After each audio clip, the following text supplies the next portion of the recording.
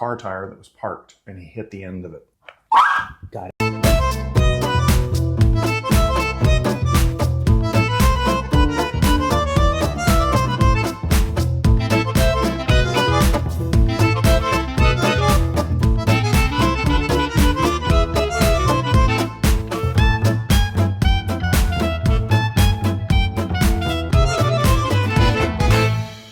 Here's Remy. He's a long-haired Dachshund. He's 12 and a half years old approximately. And then he had some achy body stuff recently, right? Like, I mean, not completely lame where he wasn't walking at all, but he was just moving gingerly, right? Yeah, like 3 weeks ago, he came out of his crate in the morning, and I didn't hear him shake, which is normal.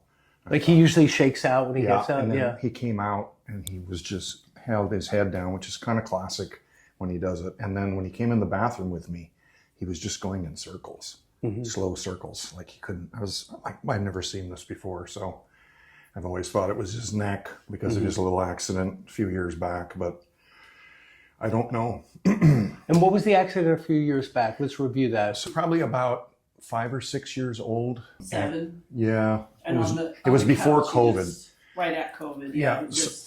So the accident was, he was in the parking lot. My wife was at the top, and I had him on a tether. Yeah, I read this with the tire and everything. And I let it go, and when it let go, it swung out and caught a car tire that was parked, and he hit the end of it, and it yelped, and he was cabled here at the neck, and he yelped, and I always thought maybe that. Yeah, and that probably gave him a little bit of whiplash in that area. Right, yeah, it really spun him around, But 7 years ago, like the weekend of COVID really going crazy, was he was on the couch and just started screaming and moving. He bit me like twice. How close to the getting whipped that on was the? It was like 2 years. Yeah, about 2 years distance between that and the time where the first thing was the tire thing, and then the as a puppy he had jumped out of Jay's truck. We didn't realize that was one incident, and then older was the tire, and then COVID. I don't know. I had never seen him like that, and then we took him to emergency. Yeah. They stabilized him, but something was pinching up there. Okay, and how did you guys find me? I found you on YouTube. Okay, cool. And I started watching, and then I thought, maybe I should look into this. When I realized you were in the city. Yeah, not too far. And not like in Taiwan or something, Right. Well, that'd be too far. But thank you for making the effort. Yeah. So, or you were noticing he has a fresh haircut, so he doesn't have as long a hair as typical, and you were able to see some twitching in his glute area and his buttocks and rear end. And that might have been there before. We don't know because you had the covering of the hair. Yep. But typically, if there's any IVDD or any lower back issues, dogs can get sciatica also, and that can make the butt twitch. We see it a lot on horses as well. So this area right here where my finger is now is where the most classic spot of IVDD is, because it's where the rib cage ends and the lumbars begin. They have 13 bones in this part of their thoracics and then 7 lumbars. So this transition area gets a lot of IVDD in all quadrupeds. Then your x-ray also showed you have a little anterior slippage at L7 to S1. So that's the spondylolisthesis. That was the funny word that was on your x-ray. So a spondylo means it goes forward. Now, if it breaks, that's a fracture. That would have showed up on the x-ray. It's really easy to see. It's called a pars fracture, P-A-R-S. And it's not a paralyzing type of fracture. There's these little side pillars in the vertebral structure, and they can break. And you only really see it on an angular shot. It's called an oblique shot. But we don't see that in dogs very often. We see it usually in young teenagers. We'll see it in a young guy that plays high school football, or we'll see it in a female gymnast that flips through the air and lands hard. So it usually happens from compression. So the reason the football players, they're like hitting the sled and they're driving into each other and crashing into each other, and they can break that area, which causes, after it breaks, the bone goes forward. Bones typically want to go back. That's why chiropractors luckily are adjusting from posterior to front. So back to front, most of our angles that we use. And there's a reason for that. The reason is there's a ligament that runs down the back of the bone.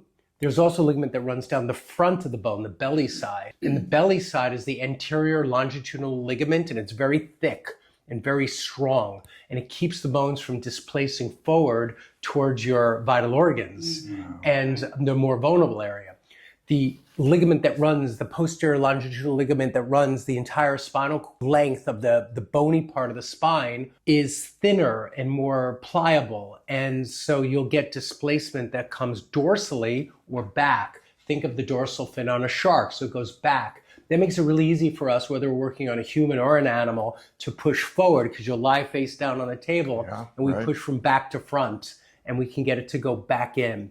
What's weird about the spondylolysis or spondylolisthesis that your dog has is that it typically doesn't go forward. It's hard for it to go forward because of the strength of the front ligament, more stronger than the posterior part of the ligament or the other ligament that's on the backside. So that's an unusual finding. I don't see that often. But it usually doesn't come with the fracture element that we'll see in high school athletes. So, and they didn't mention that on your x-ray. They would have spotted it. Yeah. So that wasn't on there. That's a good thing. So the very last vertebra on your specific dog, and then the next one would be the pelvis, the sacrum, which is the middle bone of the pelvis, has that front slippage. It tells me something about the way I'm going to adjust your dog today. I'm not going to push forward on that. So I can do the one above, I can do the sacrum, but L7 I'm going to leave alone because it went forward.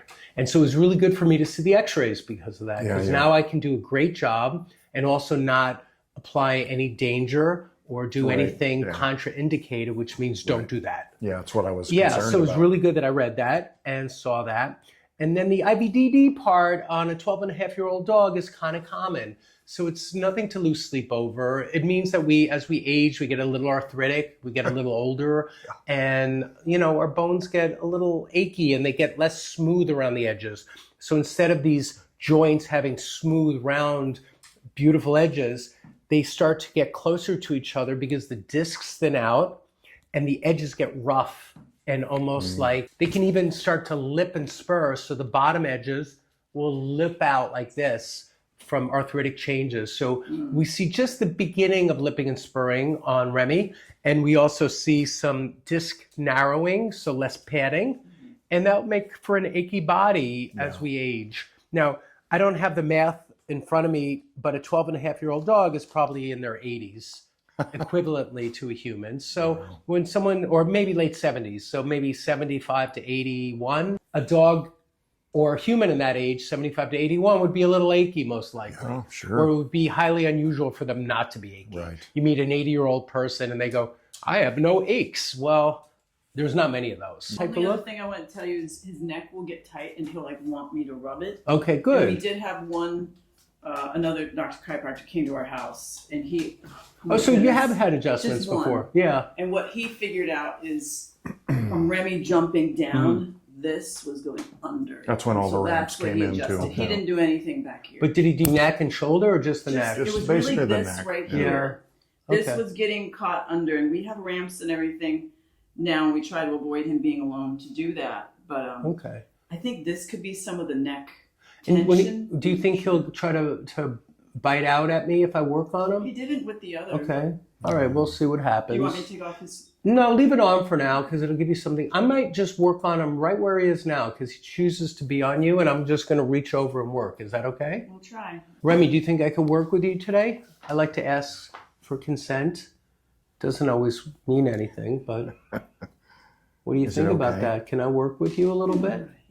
Check with your parents. Yeah. Okay, can I work with you just a little without you biting me or yelling at me? More likely you'll yell at me. That's good. All right, let's start with the neck. And is it okay to get started? Yes. All right, so I'm going to just stand up and you're going to hold on to him, okay? And I'm going to just gently come in here and feel the neck. Okay. I have a lot of videos with dachshunds. Have you ever seen any of the others? Yeah, a couple of them, yeah. I might even have a playlist. So if you ever go back into my channel and you hit playlist, I think we have 5 or 6 dachshund videos There was one that specifically. didn't even have the legs, weren't even working on the back of the dachshund, Yeah. I think, yeah. Yeah, I think I remember that one. Okay, so now I'm at the lower cervicals. And here's the top one. And that one doesn't feel quite right either. So I'm going to wiggle that. And I'm going to pop that like that. And then I'm going to come down and get this. Now you're going to hold him under his chest because I'm going to pick up that front leg. You don't have to hold him too much, but just know that I'm going to pick up the front leg. And see this, I'm going to extend it out. Got it. Okay, sorry, baby. So I just put that shoulder back in. So the right shoulder had an anterior humerus. So the front of this bone, here's the humerus bone, went forward. So I went like this and pushed it back. And that's good that it's done. It just scared him, but nothing, no big deal. So why do they lift that leg when they're hurting? Yeah, he lifts this left. Exactly. With the left or the right? I think he lifts his left. I'm Okay, not sure. we'll get to that in a minute. Yeah, it's hidden on that side, so we'll go back and check the front left. The right was out though.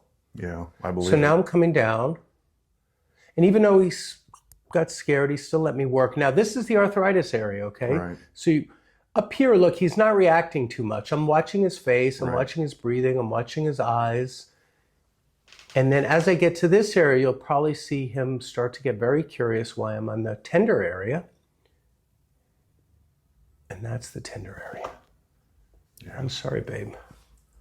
So this is where his IVDD showed up. IVDD showed up on his report that you showed me, his X-ray report. Yeah. Good. And that's the bad spot. Sorry, baby. Are you worried? Well, normally I make him do this. Okay. Yeah, she doesn't even come in the room. Well, thank you. I mean, it just seemed like he wanted to be on your lap right now. Yeah. So now I'm down here where that anterior slippage is, the spondylolisthesis. Spondylolisthesis. It's hard to say that word. It's a really long word too. And now we're down here. So, okay, so I can feel that. It is a little forward. I might even pull it back a little bit with your skin, okay? So I'm going to do a little skin pull. Good. No, didn't pull it back. Sometimes you can get a little bit of a... Okay. It's okay. It's a good idea. It didn't work. So now I dropped lower. So now I'm on the sacral base. And the sacrum is a triangular bone, very much like an isosceles triangle pointing down. So the base is the top. We think of base as the bottom.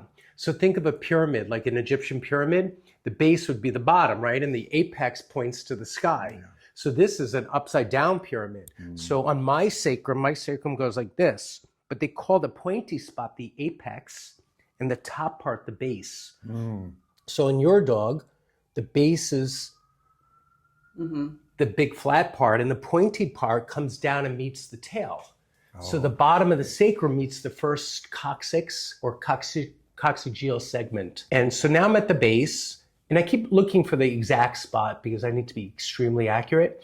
And there's two little bones here, or two protuberances, or little bumpy spots, and that's the tuber sacralis, which is a Latin word of where the pelvis meets the sacrum. Here, and you can feel this right here. Feel this.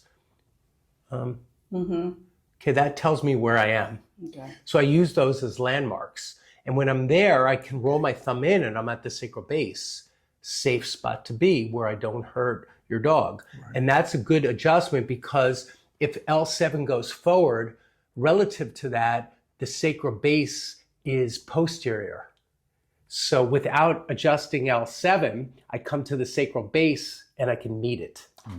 So that one rolls up, this one rolls down. Now I'm going to go like this without touching L7. And line them up. Yeah, and line them up. It's using strategy. It's okay. Good. People watch and think they could do all this stuff themselves. And I think they can get lucky and do a good job maybe one day. It's okay. But I think it's also knowing what to work on and what angle and what you should not work on. Like L7 should not be worked on your dog. And so if someone doesn't know exactly how to find L7 in the sacral base, they could do a bad job. So this is a tapping instrument. Right. I'm going to do your finger, okay? Yeah. It doesn't hurt. Yeah. And one more time, I'm going to do the sacral base because I got it partially. Got it. Okay, that one's good. So I just went like this, boonk, and lined them up. And that's really good because that's where the sciatic nerve comes from. And that goes into those glutes that are twitching. So you saw twitchy glutes or twitchy butt syndrome. Well, we're going to loosen that up so that you don't have the nerve irritated going into your buttocks. into your glutes, your booty. All right, so now I'm in this area, and that feels much better. And then we still have this area I want to come back to, which is that Tender. Yeah, the tender IVD area. That was actually a strong setting, so that made him jump a little bit. I probably could have turned it down. He's okay. But it's still good. It's still within the realm of a good adjustment. Good. So now I'm coming through here, checking it, and he's not freaking out anymore. So I got that really good. Mm-hmm. So these little bumps are like muscle developments to hold the spine, is that? So that's his rib cage out here. Oh, so it's not anything this unusual. is, no, that's good. Oh, right, we didn't know. Yeah, that's the rib cage. I mean, little dad bod, a little, love handles. Like, look, this is a little chubby spot here. Oh. Sorry, I'm not making fun of you. I have them too. Because my fur's gone. Yeah. Okay. Now we didn't get to the front left shoulder, so I want to do that next. Okay. Then I also want to get him up, and I'm going to check the extension of each hip, and I also want to check his knees. So I'm just going to reach out. Hopefully he doesn't bite me, but I'm going to bring that leg forward, get behind his elbow. Okay, that one's done. He liked that. I'm joking, he didn't like it. Now you're going to hold him like this, and I'm going to have the back end. And yeah, almost like he was standing on you. So let him almost touch, and we're going to hold this up. And I'm going to bring his leg back. And I'm in the hip now. I'm going to check the other little hip. It's okay. It's okay, Rem. And a little crack there. Yeah, he has a cracky hip. Little crickle. Good. And one more. Good. Oh, wow. And here's the tail. Good.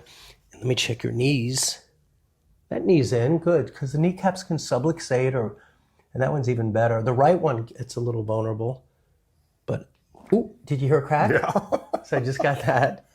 Good, and let me check your little TMJ around your ears.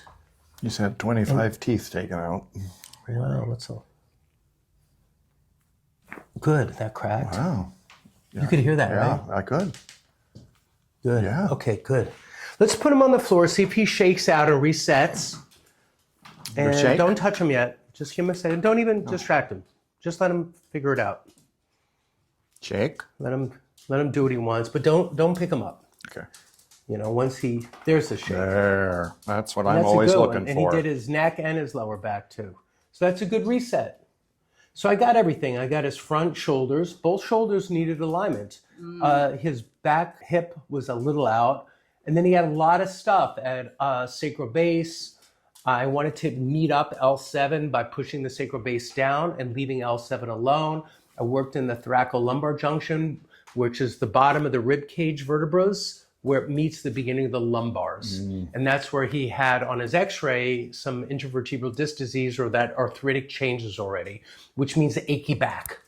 And we just try to help you a little bit and give you a big alignment today, okay? Now, will we have any, tomorrow he may be feeling sore? He'll probably sleep a lot today and tomorrow. Okay. And we won't really know fully how well he does with this for 2 days. Yeah. He needs 2 days for this to integrate. Okay. And he's really a good-looking dog. For 12. Really So great. let him Yeah. rest. Yeah, now you can pick him up. And then, the walking's okay. Yeah, I wouldn't walk him today. Give him the day off. Yeah. Give him the day no off. No more today. So super great dog. Everybody leave him a nice comment. He's such a sweet boy. And really nice family. Thank you so much. Thank you. Okay, thank you. Pleasure to meet All you. right, nice to meet you guys. And nice to meet you. Yeah. Thanks, everyone.